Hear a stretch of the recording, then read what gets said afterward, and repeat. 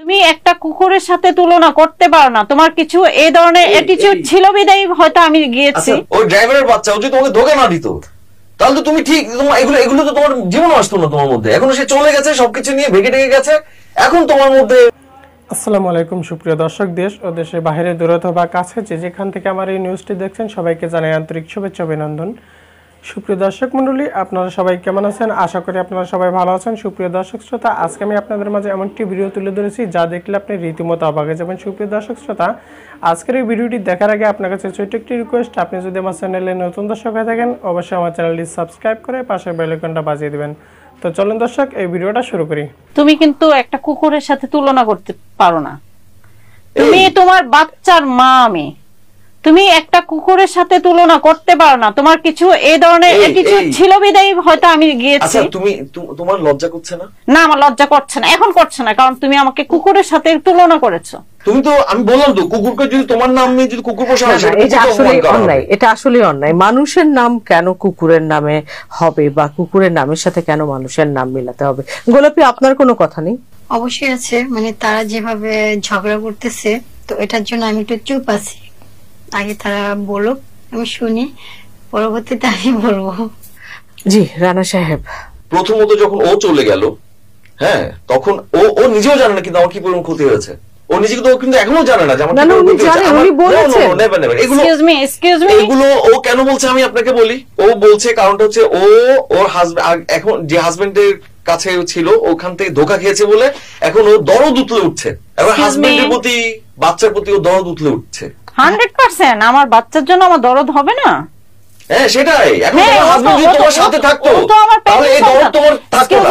তুমি নারী জাতি বলছো, তুমি কিন্তু আরেকটা বিয়ে করছো, সেটা কি নারী ছিল না? হ্যাঁ, তোমরা সবাই তোমরা এক সেম তো, সেমই তো, তোমার নারী জাতির কলঙ্ক। আর তোমরা খুব ভালো, তোমরা খুব ভালো। আপনি তো আপনার মায়ের সাথে, আমরা আজকে চলে যাই। আপনি আপনার মায়ের সাথে আছেন। আমি ভুল করেছি, কিন্তু তুমি আমি আমার মা, ঠিক আছে, আমার মা একজন নারী, কিন্তু এই যে এই ধরনের মহিলার জন্যই কিন্তু মা জাতি কলঙ্কিত হয়। আমি তো বলেছি আমি ভুল করেছি, এর জন্য তো সে নারী জাতি বলে এইভাবে কথা বলতে পারে না। এখন যাই হোক, তুমি আমাকে ক্ষমা করো, তোমার স্ত্রী আছে। তোমার লজ্জা লাগে না তুমি এই কথাগুলো বলছো এখানে? এখন আমার সন্তানের জন্য হলো, আমার লজ্জা কোথায় ছিল? ধোকা না দিত, ওই ড্রাইভারের বাচ্চা যদি তোমাকে ধোকা না দিত তাহলে তো তুমি ঠিক এগুলো তো তোমার জীবন আসতো না তোমার মধ্যে। এখন সে চলে গেছে, সবকিছু নিয়ে ভেঙে টেকে গেছে, এখন তোমার মধ্যে হচ্ছে এইসব দরদ উতলে পড়ছে নাকি? এতদিন বাচ্চার প্রতি কোথায় ছিল যখন চলে গেছিলে ঘর ছেড়ে? শোনো, তোমার ধারণাটা ভুল হয়েছে। আমাকে তুমি আর ভুল সঠিক শিখাতে এসো না। আমি তো গাধা না, আমার যথেষ্ট জ্ঞান বুদ্ধি আছে, আমি খুব ভালো বুঝি। আমি জানি, আমি জানি তুমি অনেক ভালো। হ্যাঁ, শোনো, অবস্থা তাদের এই জন্য এবার বলেন আমি তাদের সাথে সংসার কিভাবে করবো, বিশেষ করে ওনার সাথে। মানে উনি তো আসলে সংসারটাই করতে চেয়েছিল, না হলে তো আর উনি আপনাকে মানে বিয়ে করেন না। উনার যে দুঃখ, যে কষ্ট, যে সমস্যা, সেখান থেকে উনি আরেকটু ভালো থাকতে চেয়েছিল। সুতরাং সে কিছুক্ষণ আগে কি বললো, যে যার মতো চলে গেছে সে তার মতো চলে গেছে, ঠিক আছে, কিন্তু আমি কিন্তু যাইনি, আমাকে কিন্তু যেতে বাধ্য করা হয়েছে, এই জন্য আমি গিয়েছি। অবশ্যই আমাকে বাধ্য করা। এই যে হাতে চুড়িগুলো পরে আছে না, গোল্ডের, কে দিয়েছে জিজ্ঞেস করেন? ওই যখন বিয়ে করি তখন কি ছিল? ও বাবা, বিয়ের মধ্যে তো সবাই। এই শাড়িটা তো যাওয়ার মনে বিয়ের 2-3 দিনের মধ্যে কিনেছে। আশ্চর্য, বিয়ের মধ্যে তো এটা টুকটাক সবাই দেয়, তার মানে এটা না যে। শোনো, শহরে এসে থেকেছো 2 দিন, একটু সাজগোজ পেয়ে এখন একদম উপরে ওঠার চিন্তা করো না, বুঝছো? আমি উপরে মেয়ের মতো দেখে মেয়ে হয় না, বুঝছো? অনেক কেন আমি গ্রামের মেয়ে বলে কি আমার কি বাবা মার কিছু নেই? আমি কি সারা জীবন কি ছোটবেলা থেকে হাওয়া খেয়ে বড় হয়েছি? সেই জন্য তো কাবিন নামা 10 লক্ষ টাকার জন্য হাপিতে শুরু হয়ে গেছে। তো তোমাকে কি আমি এমনি মিলে ছেড়ে দিয়ে যাব? না, সেটাই। তোমার একটা বাচ্চা আছে, তোমার বউ আছে, তোমার সংসারে ফিরতে চাচ্ছ। কেন, কি সমস্যা? তোমাকে ছেড়ে যেতে বলেছে কে? বাপের বাড়ি কে যেতে বলেছে? আমি বলেছিলাম যে বেরিয়ে যাও, চলে যাও। তোমরা আমার বাচ্চা মেয়ে বাধ্য করেছো, তোমরা মুখে বলোনি বাধ্য করেছো। কি বাধ্য করেছে? আমার বাচ্চা মেয়েটা কি বাধ্য করেছে? আমার মা বাচ্চা মেয়েটা কে আছে? দেখতে পারে না, আমাকে একদম সহ্য করতে পারে না। কি সহ্য করতে পারে না? কি সহ্য করতে পারে না? তুমি ওকে খাওয়াইতে গেলে, তুমি একটা বাচ্চা ছেলে, তো ও তো খেতে তো সমস্যা হবেই। আচ্ছা ও তো বাচ্চা। খেতে সমস্যা হবে তার জন্য ও খাবার আমার গায়ে ফেলে দিবে? না, গায়ে ফেলে দিবে, তুমি ওকে আদর যত্ন করবে, প্রথম তো একটা সমস্যা তো হবেই। ওর মা তো ওকে ছেড়ে দিয়ে চলে গেছে, দুধের বাচ্চাটাকে অনেক ছোট অবস্থায় ফেলে চলে গেছে, তো সমস্যা হবেই। তো সেটা তোমার বোঝা উচিত। চলে গেছে মানে সেটা দায় কি আমার? না, এই তো তাহলে তুমি বিয়ে করেছো কেন? আচ্ছা, তুমি তো জানতে যে আমার একটা বেবি আছে। আমার একটা কথা রাখবে, শোনো, তোমরা ঝগড়া করো না। আমি আসবো ওর জীবনে ঠিকই, আমার মেয়েটার জন্য আমাকে একটু ঠাঁই দিও, আমি জাস্ট আশ্রয় হিসেবে থাকবো। আমি তো নিজেই থাকছি, দেখেছেন আপা? ঠাঁই কি দিব? দেখেছেন, নিজেই থাকছি না। মানে একজন এক কানা আরেক কানাকে বলছে যে চলো ভবপারে যাই, মানে ওরাই সিদ্ধান্ত নিয়ে নিচ্ছে। দেখেছেন আপা? আমরা সিদ্ধান্ত নিয়ে নেই, আমরা প্রেজেন্টেশন করেছি, আমাদের কোনো মতামত প্রেজেন্টেশনের দরকার নেই আর। আগাপাশ কোন কিছু চিন্তা না করে, চারপাশ চিন্তা না করে, একটা পরিবারের কথা চিন্তা না করে, আমার দিকে একটু না তাকে, আমার কথা বাদ দিলাম, একটা দুধের বাচ্চা তার দিকে না তাকে তুমি যখন চলে যাও, তুমি ভাবতেও পারো নাই, এখনো তুমি জানো না আমার কি পরিমাণ ক্ষতি হয়েছে। আমি আমার বন্ধু বান্ধবের কাছে মুখ দেখাতে পারিনি, আমি আমার আত্মীয় স্বজনের কাছে মুখ দেখাতে পারি না, সমাজের কথা বাদই দিলাম। তারপরে এই যখন চলে গেল, এখন কি দাঁড়ালো বিষয়টা? এখন লোকজন ভাবছে যে আমি আমার পুরুষত্ব হারিয়েছি। বাহ, দারুণ। অথচ আমি কি করি নাই আমার বলো তো, যে আমি এটা অভাব রাখছি, ওটা অভাব রাখছি, কি করি নাই? ওরা তো আমি দিতে আমি নিজে টায়ার্ড হয়ে যাচ্ছি, তারপর ওর চাওয়া শেষ হয় না। আমার অ্যাপল মোবাইল লাগবে, আমার ওটা লাগবে, আমার সেটা লাগবে। কিন্তু আমি তো তোমার কাছে এত কিছু দাবি করিনি। হ্যাঁ, দাবি না করে তুমি চাওয়ার আগেই তোমাকে দিয়ে দিয়েছি। হ্যাঁ, আমি স্বীকার করি, আমি আপুকে বলেছি। হ্যাঁ, আমার কোথাও এখন মুখ দেখানোর জো নাই, বুঝছো? এখন লোকজন ভাবছে কি জানো, লোকজন ভাবছে আমি খারাপ, আমারই সমস্যা, আমারই প্রবলেম, আমার পুরুষত্ব নেই, যে কারণে আমার কোনো বউ থাকছে না, চলে যাচ্ছে, বুঝতে পারছো না? এবং এতে যেটা হবে কি জানো, আমার বাচ্চার উপরে এফেক্ট পড়বে। আমি চাই না তোমাকে ছেড়ে চলে যাওয়াটাও আমার অনেক কষ্টের ছিল, আমারও শুনতে হয়েছে, আমাকে সমাজের সাথে লড়াই করতে হয়েছে। এখন প্লিজ তুমি আমার সন্তানের স্বার্থে। আই এম সরি, আমি চাই না, কারণ তোমরা দুজনই একই, তোমরা দুজনই সেম। আমি এই ধরনের কোন এটা কোন ধরনের কথা? আমরা দুজনেই সেম, তাই না? সে চলে গেছে, আমাকে চলে যেতে বাধ্য করা হয়েছে, আমি নিজে থেকে যাই। আবার বলে বাধ্য করা হয়েছে? আবার জিজ্ঞেস করুন তো কি বাধ্য করা হয়েছে ওকে? আমি তো আপনাকে সব জানিয়েছি, সব বলেছি, তাই না? বলেন, আমরা শুনতে চাই। হ্যাঁ, মানে উনি আপনার সাথে মেন্টালি ম্যাচ করতে পারছে না, আপনি ওনার কথা বুঝেন না, ওনাকে বোঝেন না। আসলে এটা একটু তার জন্য বোঝা বলতে কি বোঝায় আপা? আমি মানুষটা প্রতিদিন বাসায় কাজ, অফিস সেরে বাসায় যখন আসি, তখন ধরেন অলমোস্ট 11:30 or 12 অ্যারাউন্ড আমি এসে খেয়ে দিয়ে শরীর কেমন, কি করেছে সারাদিন, কি করেছে না করেছে, তাও ওই সময়টা আমি এত টায়ার্ড থাকি, তারপর আমি যতটা সম্ভব আমি সারাদিনের খোঁজ খবর সবার নিয়ে তারপর আমি ঘুমোতে যাই। আবার সকাল সকাল আমাকে উঠে আমাকে আবার বাচ্চাটাকে স্কুলে দিতে হয়, স্কুলে দিয়ে তারপর আমাকে অফিসে যেতে হয়। উনি স্কুলেও যেতে পারবে না, কারণ উনি হচ্ছে যে গ্রামে যখন ছিল উনি নাকি কখনো রান্না করে খায়নি। হ্যাঁ, উনি ওনার মাকে ছাড়া থাকতে পারে না, ওনার মায়ের জন্য ওনার খারাপ লাগছে। হ্যাঁ, সো এই জন্য উনি সকাল সকাল উঠতে পারবে না। আমি জানতাম যে গ্রামের মেয়েরা সকাল সকাল উঠে। আমি শেষ করি।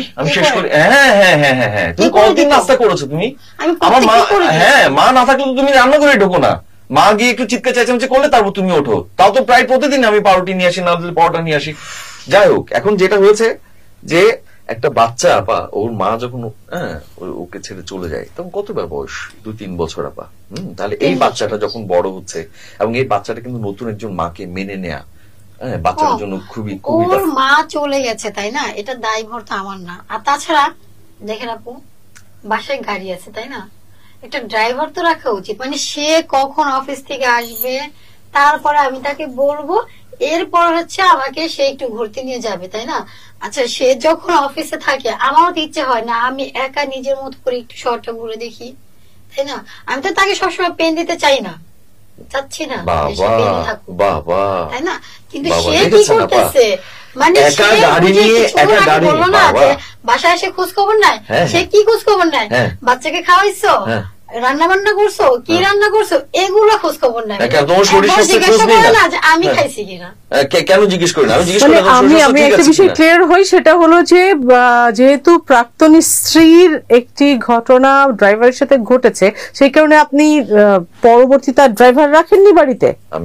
আমি চাইনি যে থার্ড পার্সন আমার ফ্যামিলিতে ইন করুক বা আমার ফ্যামিলিতে আসা যাওয়া করুক, এসব আমি চাইনি। যে জন্য আমি আর ও যদি ওরকম বেড়ানোর ইচ্ছা থাকে ও আমাকে বললেই পারে, হ্যাঁ বললেই পারে, প্রয়োজনে আমি যে মানুষটাকে আমি মানে ছোট ছোট আবদার গুলো আমার এগুলো আমি বলে সে সাথে সাথে স্কিপ করে দেয়, আর তাকে আমি বলবো আমাকে নিয়ে ঘুরতে যাবে, সে আমাকে নিয়ে টানটানি ঘুরতে যাবে, এটা হয়? এটা হ্যাঁ, সপ্তাহে যে 2 দিন কাচ্ছি না, হ্যাঁ এটা এই অফিসে না থাকলে এই কাচ্ছি টাকাটা আসবে না। এই যে ফ্ল্যাটটা না, এই ফ্ল্যাটের ভাড়া, এই যে বাচ্চা, আর এই যে তোমার যে পোশাক আশাক, এই যে বাহ দেখেছেন আপা, আমি বললাম তো ওর চাহিদা আপা শেষ নেই, ওর চাহিদা আপা কোনো শেষ নেই, ওর চাহিদা দিন। এই যে ফ্ল্যাট রেজিস্ট্রির কথা এখন বেরিয়ে গেল, হ্যাঁ এতদিন ছিল কি জানেন, দামি মোবাইল, অ্যাপেল মোবাইল সবাই কিনছে, হ্যাঁ তারপর ও যে ও কিন্তু ও জিজ্ঞেস করেন তো বিউটি পার্লার 10 দিনে আমার সাথে ছিল, 10টা দিন বিউটি পার্লার কয়বার গেছে জিজ্ঞেস করেন। বিউটি পার্লার বিলই তো দিয়েছি আমি 8-10 হাজার টাকার উপরে, মাত্র একদিন গিয়েছিলাম। ও বাবা, একদিন? ঠিক আছে, একদিন যাওয়াতে যদি কিছু বেশি টাকা বিল আসে সেটা তো আমার টাকা বেশি বিল আসে। তাহলে আমরা কোন দিকে যাচ্ছি? আপাকে কি আপনি ক্ষমা করে আবার পুনরায় সংসার শুরু করবেন, যেহেতু আপনাদের কিন্তু পূর্বে ডিভোর্স হয়নি? না আপা, আমি আসলে আমার জীবনটা নিয়ে খুবই বিরক্ত আপা। আমি মানে আপনাকে ভাষায় বলে বোঝাতে পারবো না আপা। আমি আসলে আর কোন রকম আপা জটিলতায় পৌঁছাতে চাই না। আমি প্রয়োজনে আমার বাচ্চা আমার মাকে দেখার জন্য যদি আরো 2-3টা কাজের ছেলে রাখতে হয় আমি সেটা রাখবো আপা। আচ্ছা শোনো, আমি প্লিজ আমি তোমাদের কোনো কথাতে যেতে চাই না, প্লিজ একটু শোনো না। আমি শেষ করি, একটু শোনো, বলেন। মানুষ ভুল থেকে তো শিক্ষা নেয়, তাই না? আর জীবন তো থেমে থাকে না। আমার মেয়েটার জন্য তুমি কাজের লোক রাখবা, এটা রাখবা, সেটা রাখবা, কিন্তু আমি তো বললাম আমি ভুল করেছি, তুমি তো মানতেই রাজি হচ্ছ না, তাহলে কিভাবে সমস্যা সমাধানের পথে আসবো? আমার মেয়েটাকে কি অন্য কেউ লালন পালন করবে? এই যে তোমার মেয়ে, আমার মেয়ে নিয়ে তোমার বউ কি বলছে, সে তো আমার মেয়েকে মেনে নিচ্ছে না, তো তুমি কাজের মেয়ে কি করবে? তোমাদের কারো কাজের মেয়ে কি করবে? হ্যাঁ সেটাই বলছি, তোমাদের কারো মেনে নেওয়ার দরকার নেই। তোমার যদি তোমার মেয়ের জন্য মন কাঁদে, তুমি সপ্তাহে একদিন এসে তোমার মেয়েকে দেখে যাবা। এটা কি সমস্যার সমাধান? এটাই সমস্যার সমাধান। আর গোলাপি, আমি তোমাকে বলছি, তোমার যে 10 লক্ষ টাকা যে কাবিনের টাকা তুমি চেয়েছো, নাহলে তুমি ডিভোর্স দেবে না, আমাকে কিছু সময় দাও, আমি তোমার 10 লক্ষ টাকা তোমাকে দিয়ে দেবো, দিলে তুমি ডিভোর্সটা দিয়ে দিও, ব্যাস। এবার যে যার মতো করে ভালো থাকো। আমার পৃথিবীতে অনেক সন্তান আছে যারা মা বাবা ছাড়া বড় হয়, অনেক সন্তান আছে, আমি জানি। ওরা বড় হচ্ছে না, আমি জানি ওরা বড় হচ্ছে কিনা, তাহলে আমার মেয়েও বড় হবে, আমি জানি, কিন্তু আমার মেয়েও বড় হবে। তুমি থাকতে না পারলে সপ্তাহে একদিন এসে দেখে যাবো না। আমি কোনো জটিলতা যেতে চাই না। আস্তে আমি ক্ষমা চাই, আমিও ক্ষমা চাই, প্লিজ ক্ষমা তোমরা আমাকে করো, আমাকে এখান থেকে মুক্তি দাও প্লিজ। হ্যাঁ টাকার ধান্দা তো আছেই, তোমার তো টাকা পেলে তুমি খুশি। টাকা দাও না কেন? যখন মনে ছিল না 10 লাখ টাকা কেন? ওই উদ্দেশ্য, তোমার যে উদ্দেশ্য এরকম খারাপ ছিল এটা তো আমার জানা ছিল না। আমার উদ্দেশ্য খারাপ না, সেটাই তো, নাহলে তো তুমি আসছো পর্যন্ত খালি 10 লক্ষ টাকা 10 টাকা কাবিন এটা নিয়েই তো আছে তুমি সারা। সুপ্রিয় দর্শক, আপনারা দেখলেন, দর্শক পরিস্থিতি বদলে যায় মানুষের মন, বদলে যায় মানুষের ভালোবাসা, আবেগ এবং অনেক সম্পর্ক নষ্ট হয়ে যায়, অনেক সম্পর্ক। আর তাই আমাদেরকে সতর্ক থাকতে হবে, সম্পর্কের যত্ন নিতে হবে। আগামী অনুষ্ঠানে আবারও নতুন কোনো অপ্রিয় সত্য নিয়ে আমি নাজনীন হাসান চুমকি আপনাদের সামনে উপস্থিত হব। আর সেই পর্যন্ত স্বপ্নধরা নিবেদিত অপ্রিয় সত্য অনুষ্ঠানে আমাদের সাথেই থাকবেন। তবে বলে রাখা ভালো, আমাদের এই অপ্রিয় সত্য অনুষ্ঠানের প্রত্যেকটি ঘটনা